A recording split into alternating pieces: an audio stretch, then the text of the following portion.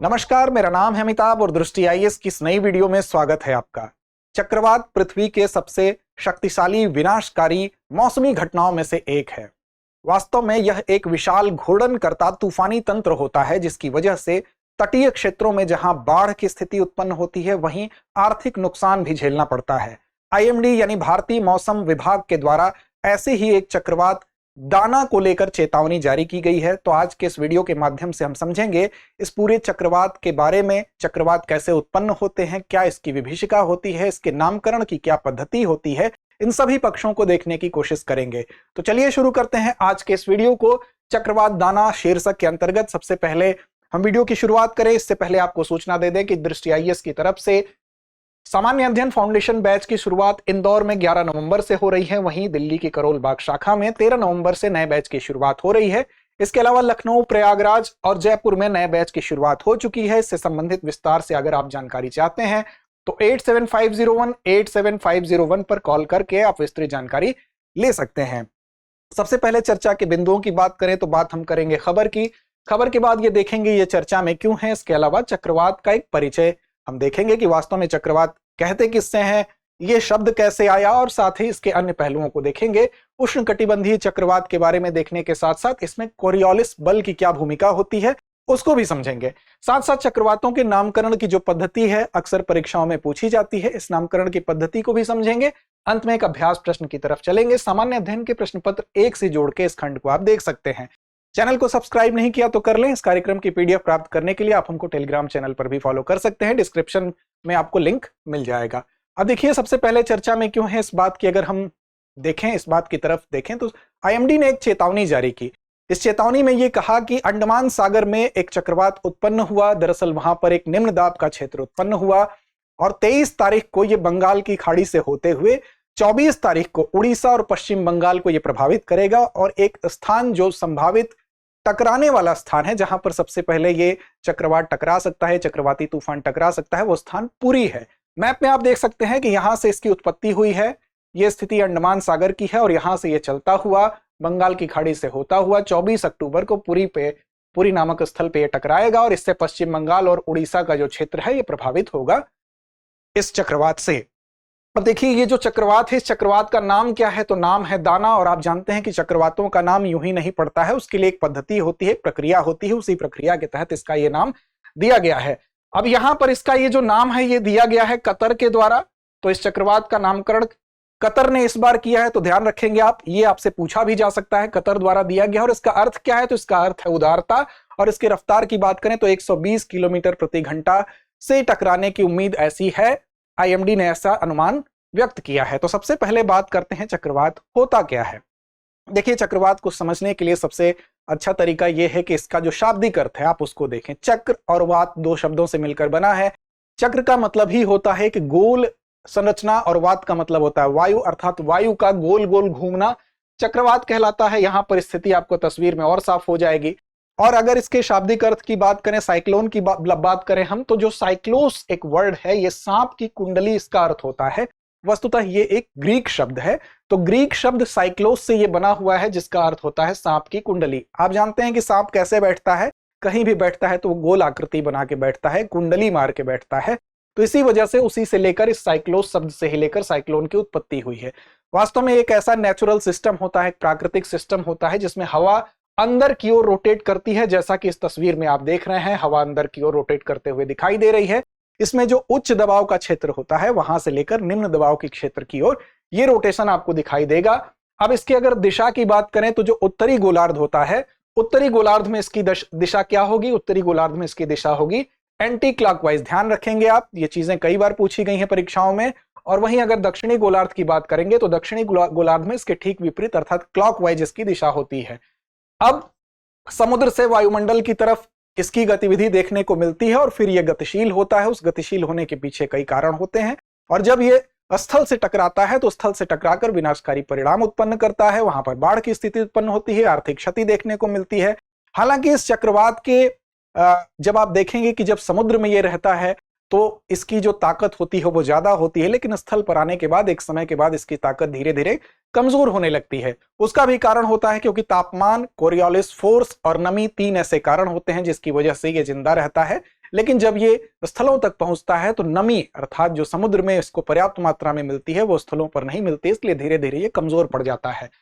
अब इस प्रतिवर्ष आपको 60 से 70 चक्रवात प्रणालियां देखने को मिलती हैं, तो ये एक आम इसके विषय में जानकारी थी। लेकिन एक बात आप ध्यान रखेंगे या ध्यान देंगे आप कभी भी, जो विषुवतीय क्षेत्र होता है, विषुवतीय क्षेत्र में अगर जहां पर विषुवत रेखा जाती है उसके 5 डिग्री उत्तरी और 5 डिग्री दक्षिणी, अर्थात यहां से यहां तक का जो ये एरिया है, अगर यहां तक देख लें मोटा मोटी, इस एरिया में 5 डिग्री उत्तरी और 5 डिग्री दक्षिणी में आपको दिखाई नहीं देंगे चक्रवात। क्यों दिखाई नहीं देंगे? क्योंकि मैंने आपको शुरू में बताया कि चक्रवात के उत्पन्न होने के लिए 3 चीजों की जरूरत होती है। एक तो टेम्परेचर चाहिए, दूसरा आपको चाहिए नमी और तीसरा चाहिए कोरियोलिस फोर्स। तो ये जो क्षेत्र होता है यहां पर आपको कोरियोलिस फोर्स की अनुपस्थिति होने के कारण यहां पर आपको चक्रवात दिखाई नहीं देंगे, क्योंकि यहां पर कोरियोलिस फोर्स मौजूद नहीं होता है। चक्रवात अमूमन 2 प्रकार के होते हैं टाइप की अगर बात करें तो। एक होता है उष्णकटिबंधीय चक्रवात, जो कि जैसा कि नाम से ही स्पष्ट है कि उष्णकटिबंध में पाया जाता है। उष्णकटिबंध आप जानते हैं कहां होता है? कर्क रेखा और मकर रेखा के बीच में। तो कर्क रेखा और मकर रेखा के बीच में इस एरिया को अगर आप छोड़ दें तो बाकी जो एरिया बचता है वहां पर जो चक्रवात उत्पन्न होगा उसको कहेंगे उष्णकटिबंधीय चक्रवात। भारत की स्थिति इसके बीच में है तो यहां पर उष्णकटिबंधीय चक्रवात आपको देखने को मिलेंगे। अब देखिए इसके अलावा दूसरा जो टाइप है वो होता है अतिरिक्त उष्णकटिबंधीय चक्रवात। इसका मतलब कि उष्णकटिबंधीय चक्रवात के अलावा जो चक्रवात होता है वो दूसरी श्रेणी होती है। इसमें शीतोष्ण चक्रवात या मध्य अक्षांश चक्रवात इसको कहा जाता है। ये अमूमन ध्रुवों से उत्पन्न होता है और शीतोष्ण क्षेत्र में यहां आपको दिखाई देगा। तो ये 2 प्रकार के चक्रवात हैं, ये 2 प्रकार भी आप याद रखेंगे। अब हम बात करेंगे उष्णकटिबंधीय चक्रवात की।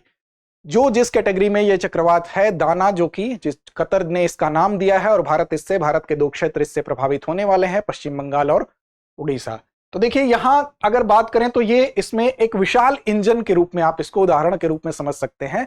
जिस तरह से किसी भी गाड़ी के चलने के लिए, गतिशील होने के लिए, उसके गमन करने के लिए एक विशाल इंजन की जरूरत होती है और इंजन को जरूरत होती है ईंधन की। बिना ईंधन के इंजन काम नहीं करेगा और वो गाड़ी चलेगी नहीं। तो चक्रवात को भी चलने के लिए, अगर इस चक्रवात को एक विशाल इंजन के रूप में आप समझ लें तो उसके चलने के लिए ईंधन की आवश्यकता होती है। और ईंधन के रूप में क्या काम करेगा?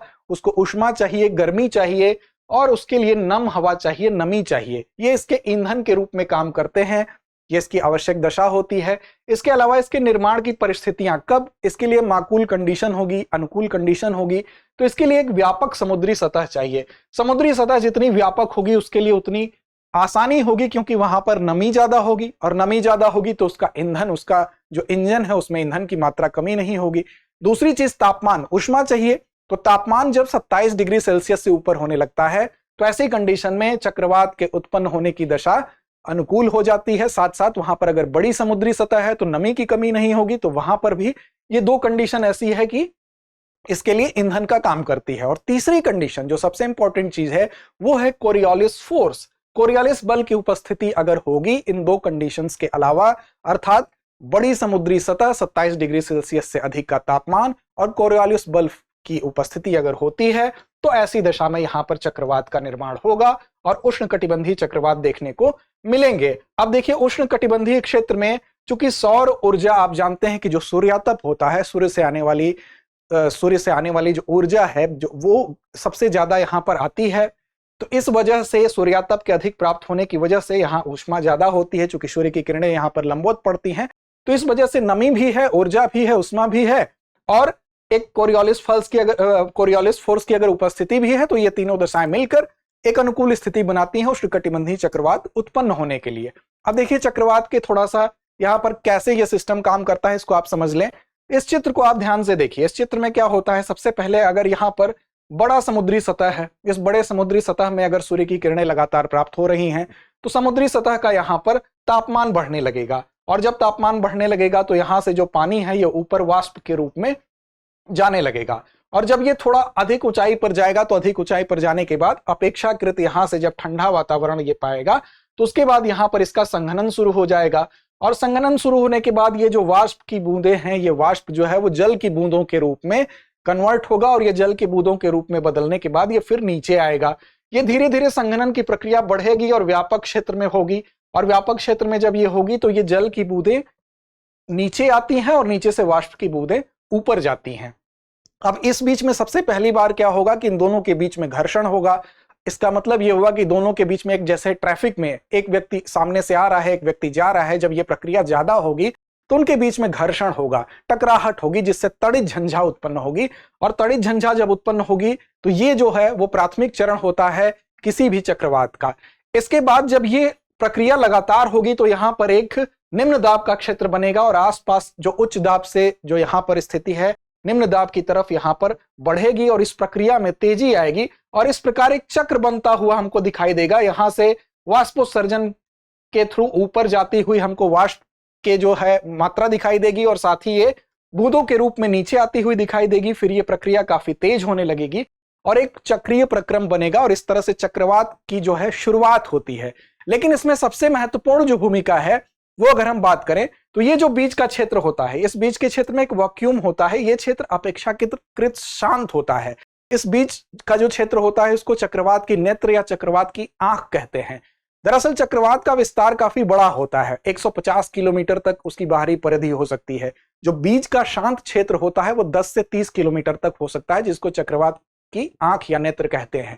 जो बीच का वैक्यूम होता है वो शांत होता है, बाहर का जो क्षेत्र होता है वहां हलचल ज्यादा होती है, वहां गतिविधियां ज्यादा होती हैं। वहीं अगर इसकी ऊंचाई की बात करें तो ये ऊंचाई जो होती है वो भी 10 से 15 किलोमीटर तक हो सकती है। ये तो हुई चक्रवात की एक आम प्रक्रिया, लेकिन सबसे महत्वपूर्ण चीज यह है जिसमें सबसे ज्यादा कंफ्यूजन लोगों को होता है। इसमें कोरियोलिस बल को आप समझ लीजिए, तब चक्रवात की दिशा को लेकर आप कंफ्यूज नहीं होंगे। दरअसल देखिए कोरियोलिस बल क्या होता है। कोरियोलिस बल का काम यह होता है, ये कैसे उत्पन्न होता है, ये पृथ्वी के घूर्णन के कारण उत्पन्न होता है। आप जानते हैं कि पृथ्वी पश्चिम से पूर्व दिशा में घूमती है और उसी के कारण ये कोरियोलिस बल उत्पन्न होता है। तो पृथ्वी के घूमने के कारण ये एक प्रकार का बल लगता है जो कि उत्तरी गोलार्ध में क्या काम करेगा, ये उत्तरी गोलार्ध में जो हवाएं होंगी उन हवाओं को दाईं तरफ मोड़ने का काम करता है और दक्षिणी गोलार्ध में ठीक उल्टा काम करेगा, अर्थात उन हवाओं को बाईं तरफ मोड़ने का काम करेगा। अगर एक गोलार्ध को सिर्फ आप दिमाग में रखें तो दूसरे गोलार्ध का कॉन्सेप्ट अपने आप क्लियर होगा। सिर्फ उत्तरी गोलार्ध को अगर देख के चलें आप तो उत्तरी गोलार्ध में यह हवाओं को क्या करेगा, दाईं ओर मोड़ने का काम करता है। इसको समझने के लिए आप ऐसे समझें, ये जो लाल कलर में आपको दिखाई दे रहा है ये आपका है कोरियोलिस फोर्स, इसको आप कोरियोलिस फोर्स मान लीजिए। और ये जो है ये है चक्रवात की दिशा, तो ये आपका साइक्लोन है, चक्रवात है। अब देखिए जो कोरियोलिस फोर्स है वो अगर उत्तरी गोलार्ध की हम बात कर रहे हैं, उत्तरी गोलार्ध में ये दाईं ओर मुड़ने का काम करता है, अर्थात अगर ये ऐसे घूमेगा, अगर ये चक्र ऐसे घूमेगा तो ये नीचे आएगा, तो ये चक्का कैसे घूमेगा, ये चक्का फिर ऐसे घूमेगा। तो इसका मतलब अगर जो ये है कोरियोलिस फोर्स है, अगर उत्तरी गोलार्ध में अगर ये हवाओं को दाईं तरफ मोड़ रहा है तो इसका मतलब चक्रवात की दिशा क्या होगी, चक्रवात की दिशा एंटी क्लॉकवाइज होगी। इसी कारण आप देखते हैं कि जो उत्तरी गोलार्ध में चक्रवात की दिशा होती है वो एंटी क्लॉकवाइज होती है। उसका कारण, सबसे बड़ा कारण कौन होता है, तो कोरियोलिस फोर्स होता है। तो इस बात को आप समझ लें, इस उदाहरण के माध्यम से बहुत अच्छे से आप समझ लेंगे।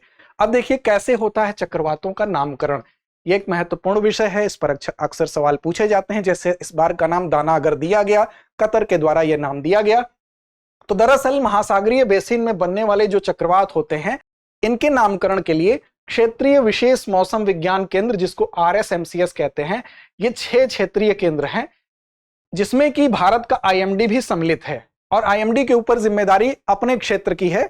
अपना क्षेत्र का मतलब कि जो उत्तरी हिंद महासागर का क्षेत्र है, यहां पर जो भी चक्रवात आते हैं उसकी जिम्मेदारी IMD के पास है, उसके नामकरण की जिम्मेदारी है। दरअसल ये तय कैसे हुआ, तो ये नामकरण की प्रक्रिया 2000 में शुरू हुई थी। इसके लिए एक पैनल जो कि WMO विश्व मौसम विज्ञान संगठन और ESCAP, इनका एक पैनल था, ये बैठा। ESCAP अर्थात एशिया और प्रशांत के लिए संयुक्त राष्ट्र आर्थिक और सामाजिक आयोग, इन दोनों के पैनल में यह तय हुआ 2000 में कि इस क्षेत्र की जो जिम्मेदारी है, अर्थात जो हिंद महासागर की बात की जा रही है, उत्तरी हिंद महासागर की बात की जा रही है, इस क्षेत्र में आने वाले चक्रवातों की जिम्मेदारी IMD पे होगी। और IMD, फिर ये प्रक्रिया कब से शुरू हुई, तो ये प्रक्रिया शुरू हुई 2004 से। तो सितंबर 2004 से आप देखेंगे ये तय हुआ 2000 की मीटिंग में कि अब IMD इस बात को देखेगा और नामकरण की प्रक्रिया शुरू होगी।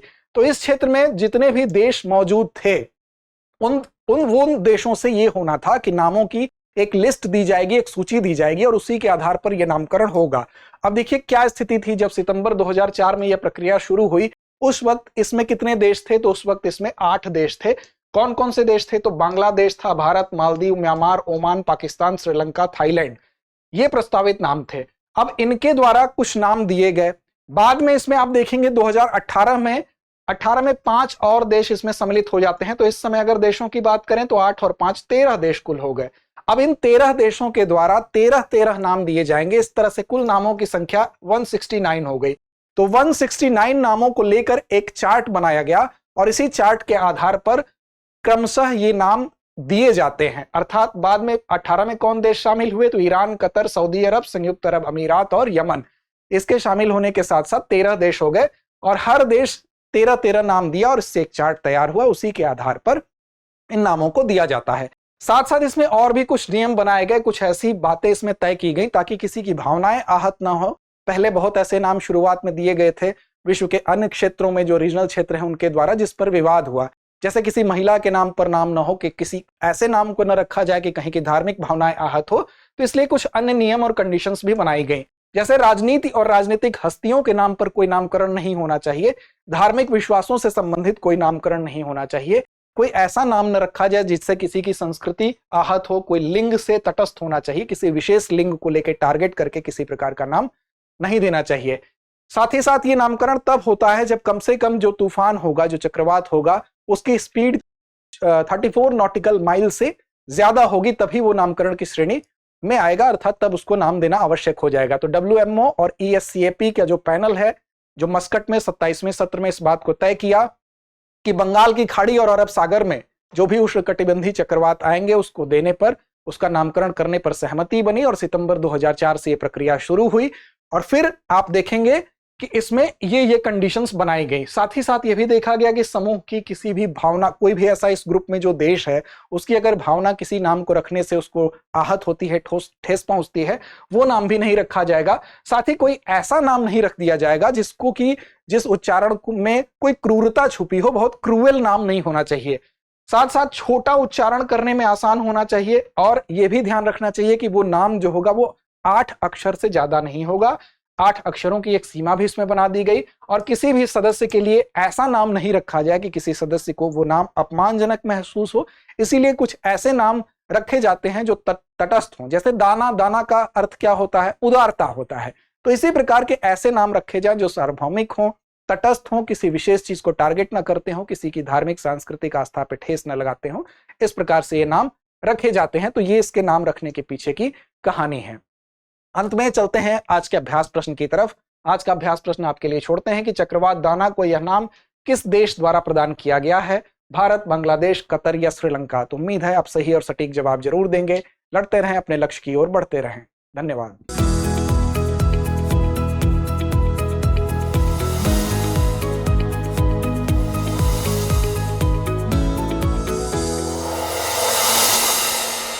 डियर व्यूअर्स, अपने एग्जाम की तैयारी को और बेहतर करने के लिए हमारे चैनल को लाइक, शेयर और सब्सक्राइब करना न भूलें।